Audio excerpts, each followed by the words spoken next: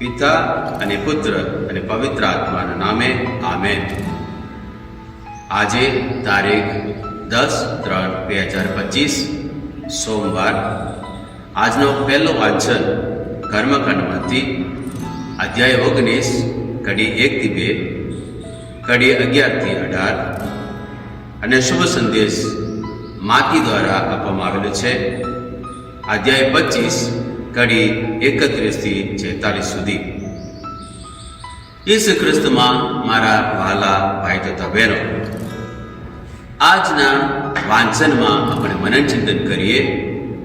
પહેલા શાસ્ત્ર પાઠમાં આપણને એ સૂચવવામાં આવેલું છે પવિત્રતાઓ, કેમ કે હું ઈશ્વર પવિત્ર છું. એ પવિત્ર થવા માટે કઈક રીતો આપણને આપવામાં આવેલી છે. કઈ રીતો છે? ચોરી ના કરો, જુઠ્ઠું ના બોલો, કોઈકની સાથે અન્યાય વર્તન ના કરો, કોઈ ખોટી સોગંદ ના કરો. એવી રીતનો કેટલીક આજ્ઞાઓ આપણને આપવામાં આવેલી છે. ટૂંકમાં 10 આજ્ઞાઓનું પાલન કરો એમ આપણને કહેવામાં આવેલું છે. આ બધું આપણે જોઈશું. એ ફક્ત એક પોતાને વ્યક્તિ પૂરતું નથી, અન્યના સાથે કેવી રીતે આપણે વ્યવહાર રાખીએ છીએ એના આધારિત છે.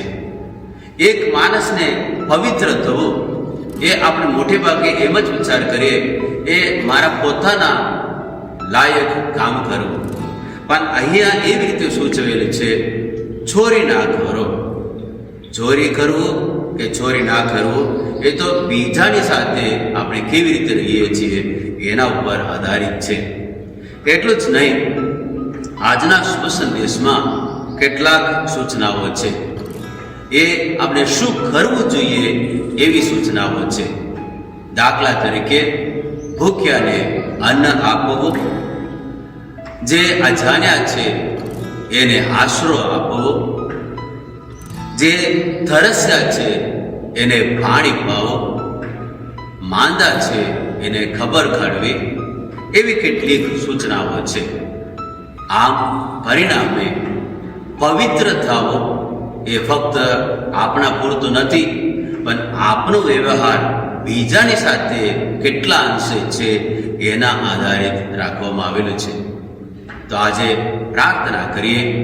હે પ્રભુ, અમે આ તપૃત દરમિયાન જ્યારે ઉપવાસ અને પ્રાર્થનાનો સમય અમે આપીએ છીએ, ઉપવાસ અને પ્રાર્થનામાં અમે વધારે સમય ફાળવીએ છીએ, સમય અમે પસાર કરીએ છીએ, ત્યારે એ પણ ધ્યાન રાખીએ અમારી આ પવિત્રતા ફક્ત અમારી પૂરતું ના રહે, પણ અન્ય સાથે ન્યાય અને અદના લોકો સુધી સેવા પહોંચાડી શકીએ, એવી સેવા કરી શકીએ એવું મન આપો.